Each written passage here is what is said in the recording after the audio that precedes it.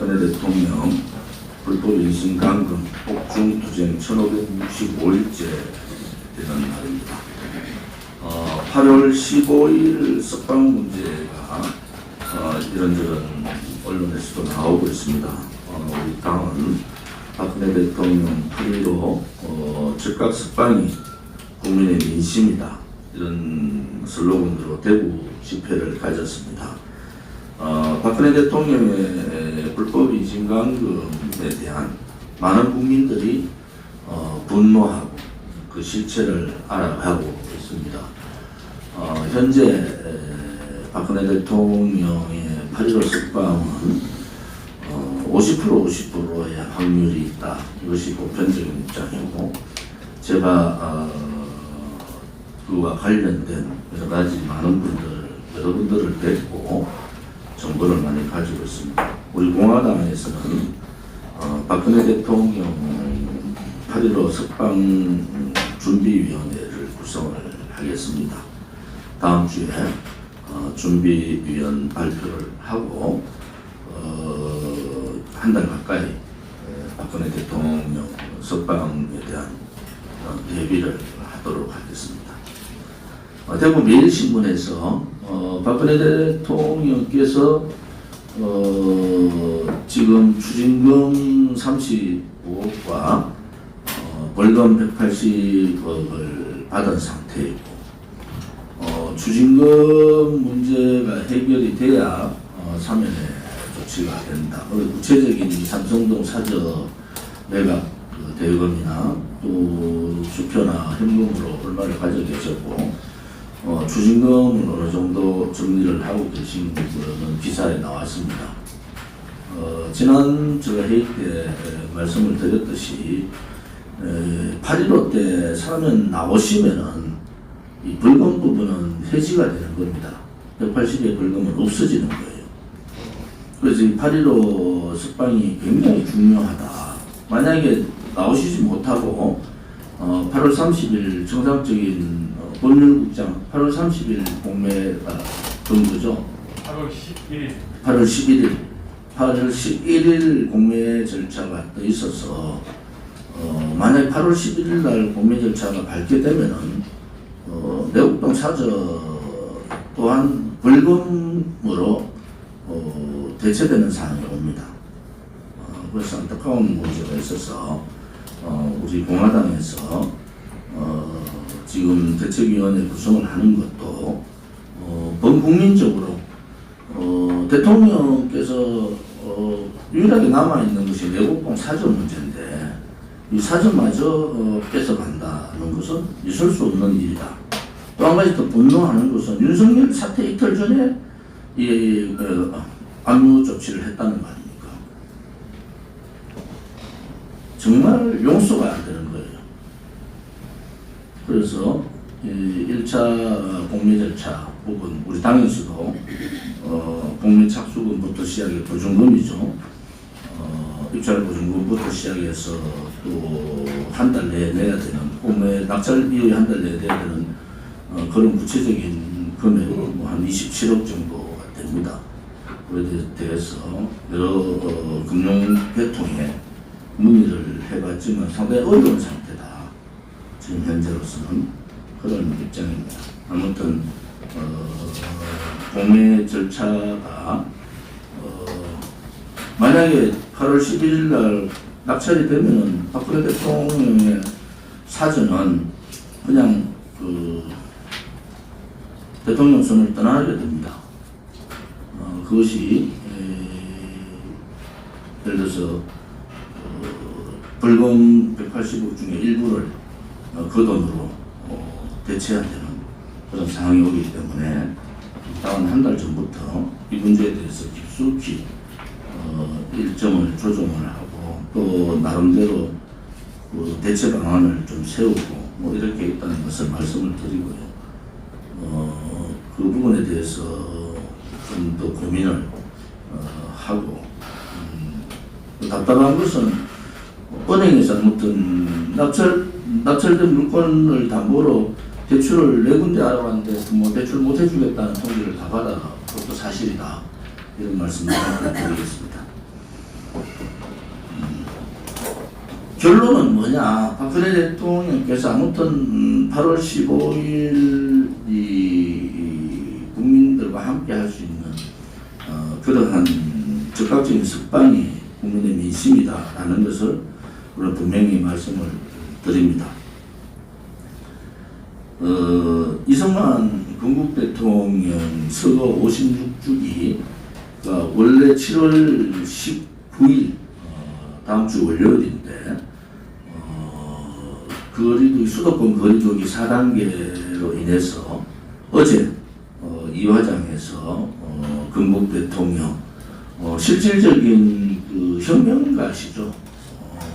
공권체제에 저항했던 혁명가시고 공산주의 전제체제에 저항했던 혁명가시고 사회주의가 아니라 민주주의 사회로 자유민주주의 나라로 만들어야 됐다는 건국을 이루신 혁명가십니다. 어제 여러 많은 분들이 오셔서 추도식을 거행을 했고 그 추도식에 저도 이성호 최고와 같이 참석을 했습니다. 안타까운 것은 추도식에 얼굴을 보여야 하는 그러한 국민의힘의 지도부는 한 명도 없었다는 겁니다. 그냥 좋아하나 들렁 보내고는 면피하는 그런 모습을 보고요. 또 지금 대통령 후보로 거론되는 보수의 대통령 후보로 거론되는 사람 누구도 참석하지 않았다는 겁니다. 이 건국 대통령의 역사를 지키고 또 올 경명과 구국의 박정희 대통령의 역사를 지키기 위해서 박근혜 대통령 정부 때 역사 바로 세우기 라는 교과서 국정교과서 채택 문제를 왜 그분이 그렇게 하려고 했던가. 좌파 정권 들어오고 나서 우리는 절실하게 느끼고 있는 겁니다. 실질적으로 그분이 가고자 했던 일이 옳았던 길이고 소위 자유민주주의 체제, 반자유민주주의 체제 세력들이 들어오면서 체제 침탈, 경제, 자유경제 침탈을 뛰어넘어서 역사를 뒤바꾸려는 그러한 자들의 행위가 공공연히 일어나고 있지 않습니까? 백선엽 장군께서 돌아가신 지 일주기에 우리 공화당은 대구 집회가 있음에도 불구하고 오전 8시에 대전 현충원을 참배했습니다. 현충원 참배를 마치고 성명서를 통해서 이 백선엽 장군의 구국의 영웅 또 6.25 성전의 영웅이신 백선엽 장군을 기렸지 않습니까? 그 자리에도 보수 후보자 한 명도 없었습니다. 또 다보동에서 역대 한미 사령관들께서 모이셔서 공식적인 행사를 했는데도 그 행사를 주최해야 될 국가보훈처장은 참석하지 않았습니다.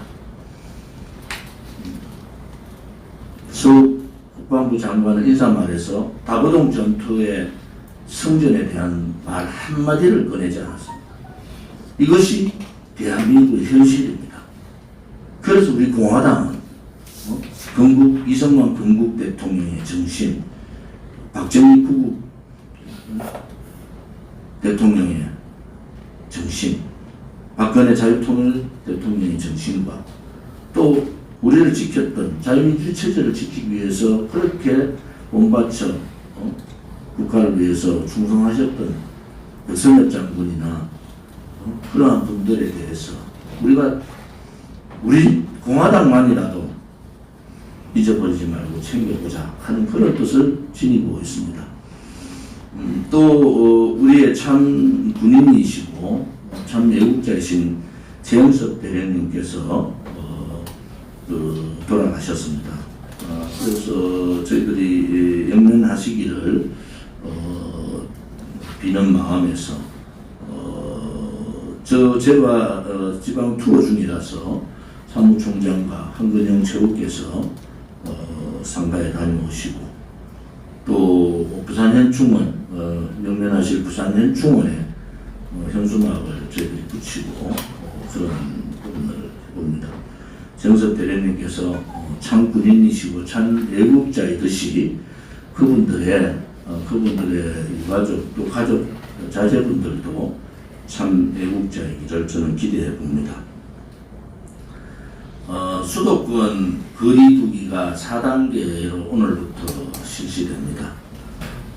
수도권 거리두기 4단계를 통해서 그들의 무능한 방역 시스템, 백신 미확보, 치료제 문제, 치료제에 대한 거짓 이런 것이 적나라하게 드러났지 않습니까? 그런데 정부가 무능하고 또 정부가 무책임한 부분을 고스란히 국민들이 따먹게 생겼습니다. 자영업자는 이제 절규를 뛰어넘어서 분노의 단계로 이제 절망의 단계로 가고 있습니다. 자영업자가 또다시 이런 절망의 단계를 가면 이제 자영업자는 다 무너집니다. 그동안 이 피해방역을 자랑했던 문제인 이 정권에 있는 사람들은 뭘 했습니까 도대체? 일본 얘기하는데 도쿄보다도 훨씬 더 많은 확진자들이 수도권에 서울에 지금 나타나고 있고 방역 책임자들은 변명하기 바쁘고 청와대는 한마디 말도 없습니다. 그렇게 K방역 국제회의에 가서 국민들하고 담화해서 국민하고 대화하던 말막밤마다 K방역 하던 그들은 사라졌어요. 왜 그런지 아십니까? 다 거짓입니다. 그들의 K방역은 정치쇼에 불과했다. 그것을 우리는 절실히 느끼고 있습니다. 아무튼 수도권 4단계 거리두기에 우리 공화당이 오늘 비공개 회의에서 서명대 운영 부분이나 집회 부분에 대해서 어떻게 대처할 것인가 이런 부분들은 비공개 회의에서 정리해 나가도록 하겠습니다. 지난 7월 10일 날 있었던 대구 집회는 33도라는 기록적인 7월 폭염에도 불구하고 많은 동지들께서 참여해 주시고 또 그 힘든 과정에서도 버텨주시고 같이 행진해 주시고 또 K방역에 잘 맞추어서 이렇게 대처해 주신 데 대해서 감사를 드립니다.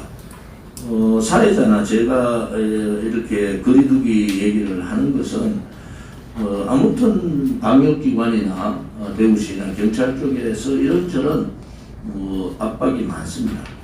그렇지만 우리가 야당이고 또 야당답게 우리 공화당답게 투쟁하는 부분에 있어서는 일탄치에 망설임이 없습니다.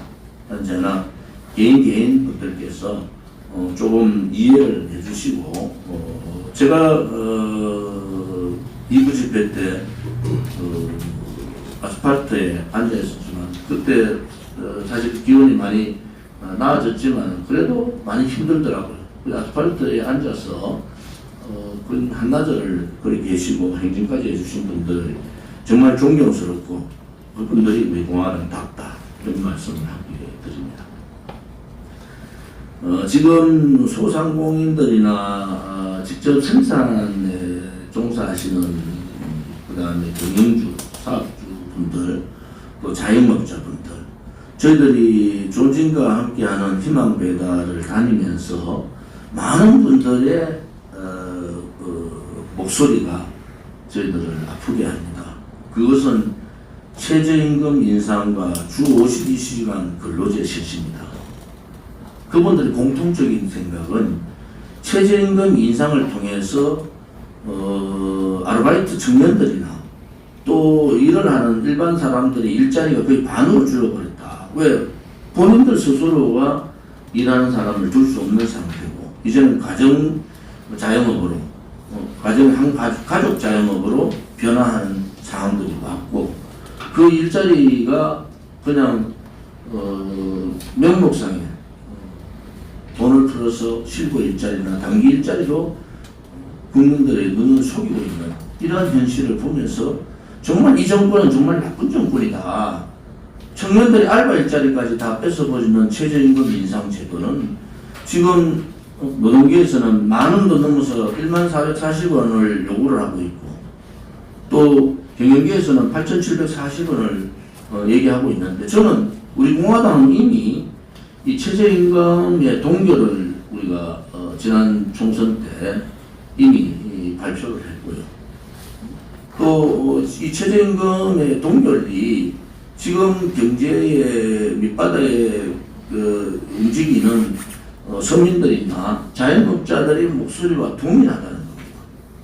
이제 자영업자들이 드디어 본인들의 목소리를 내기 시작했거든요.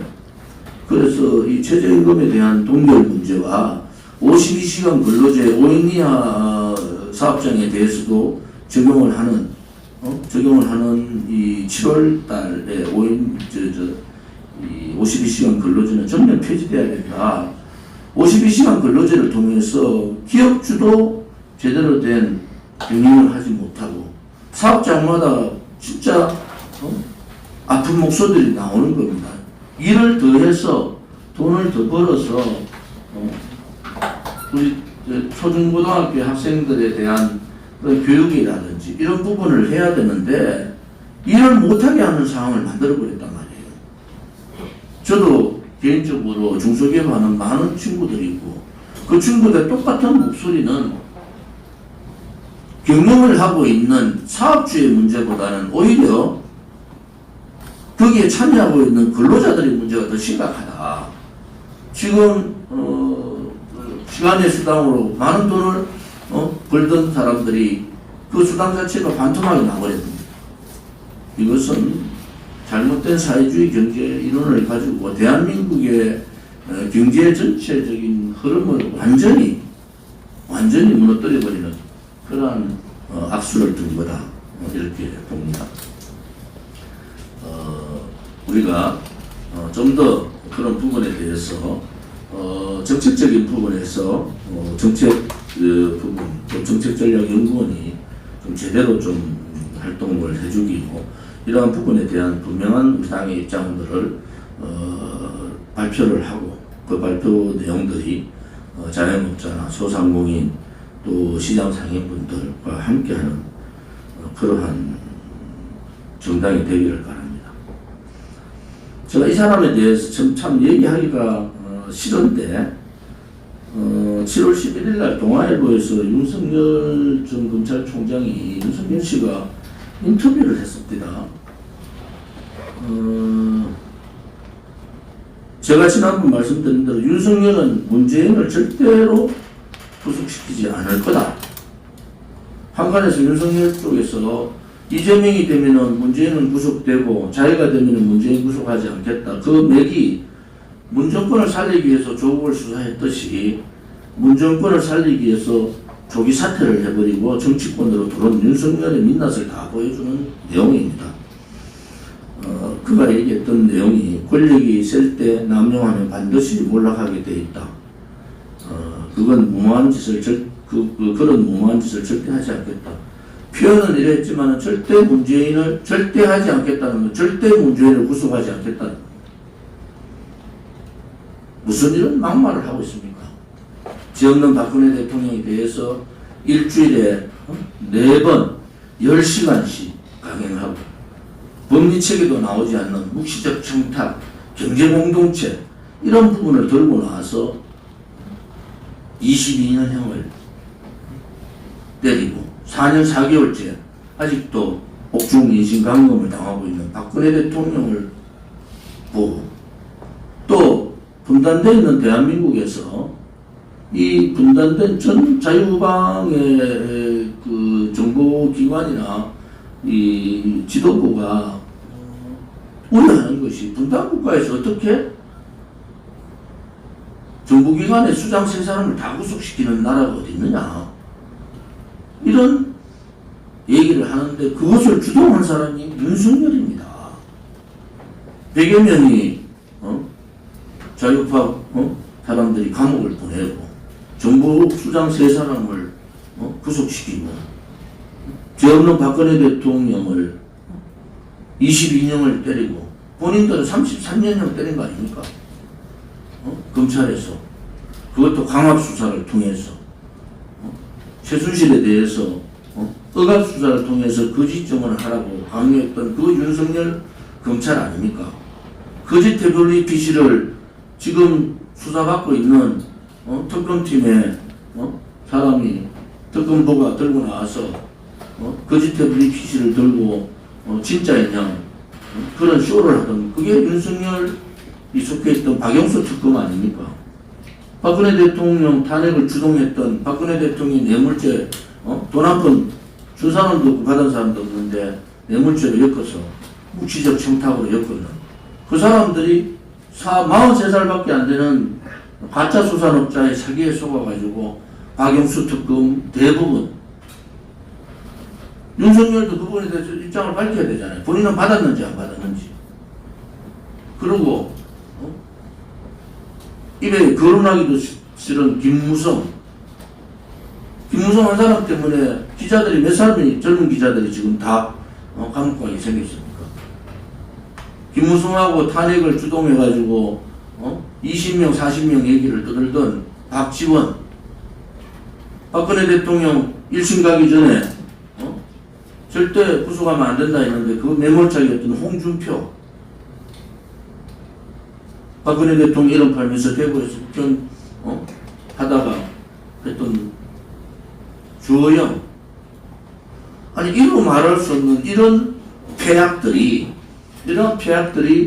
드러나고 있는데도 국회는 조용합니다.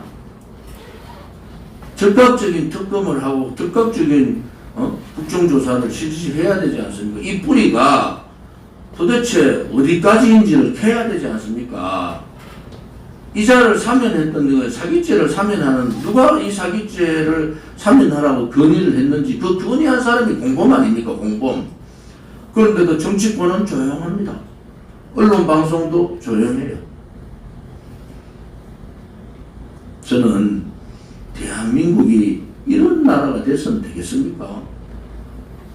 자유우파를 괴멸시킨 자가 보수의 대통령 후보 1위를 달리고 있다는 게 무슨 소리입니까? 아직도 감옥에 계신 분들이 얼마나 많고 참군인인 이재수 사령관 우리가 토요일날 참배도 하고 왔지만은 얼마나 억울했으면 자살을 하셨겠어요. 저하고 자살하기 3일 전에 통화를 하면서 우리 공화당이 참 옳은 일을 하는데 본인 여러 가지 입장 때문에 참여를 못한다는 입장을 밝히고 지금도 그분의 동생이 가끔 연락을 주시면서 현충원 참배를 통해서 기억해 주셔서 감사합니다라는 이런 입장을 밝히고 얼마나 많은 사람이 고통에 죽어갔습니까? 그런데 그 장본인이 문재인 정권의 망나니 춤을 정권 유지를 위한 망나니 춤을 촛불 쿠데타를 정당화하고 권력 찬탈을 정당화한 그런 일을 했는 것이 윤석열입니다. 동아일보 인터뷰를 보면서 제가 기겁을 하겠습니다. 내로남불 때문에 우리가 4년 동안 보수파 국민들이 억장이 무너졌는데 윤석열이 대놓고 지금 내로남불하는 거예요. 나는 그런 수사한 적이 없다. 앞으로도 정치보복 수사하지 않겠다. 이게 무슨 막말입니까? 국민들은 윤석열이가 정치보복 수사에 앞잡이 역할을 했다는 거 다 알고 있는 거예요. 서민을 알지 못하는 정치인이 서민 활동을 하겠습니까? 군을 가져왔던 지도자가 대한민국의 안보를 맡길 수가 있겠습니까? 고시 생활하면서 후배 고시생들 술이나 사주고 검사를 하면서도 후배들하고 술이나 사주던 윤석열이가 도대체 무엇을 알고 대한민국을 이끌겠다는 겁니까? 윤석열은 금수저 중에 금수저예요. 윤석열을 아는 사람들 다 아는 겁니다. 정권 교체를 위해서는 그 정권 교체를 하는 도덕성이 바탕이 되어야 됩니다. 정권 교체를 하는데 기본적인 체제에 대한 확신이나 기본적인 선과 악의 구분이 없는 도덕성이 바탕이 되지 않으면 정권 교체를 하면 무슨 의미가 있습니까? 지금 자유민주주의 체제의 반동 세력인 문재인 정권하고 무슨 차이가 있겠습니까? 그런 도덕성이 결핍되어 있는 그런 사람들이 정권을 잡으면은 또 여야 연정이라는 개헌이라는 걸 들고 나와서 나라를 구렁텅이로 만드는 그런 입장에서 이해할 수 없는 그런 부분들이 많습니다. 우리는 윤석열 지지를 할 수가 없는 겁니다. 박근혜 대통령 내곡동 사죄도 자기 사퇴 이틀 전에 내곡동 사죄 가압류를 했다는 게 있을 수 있는 일입니까? 어떻게 그런 자가 박근혜 대통령에 대해서 위로와 유감을 표한다는 말을 할 수가 있습니까? 이유 여하를 막론하고 위로와 유감을 표한다. 저는 이 말을 들으면서 치가 떨립니다. 용서할 수가 없는 겁니다.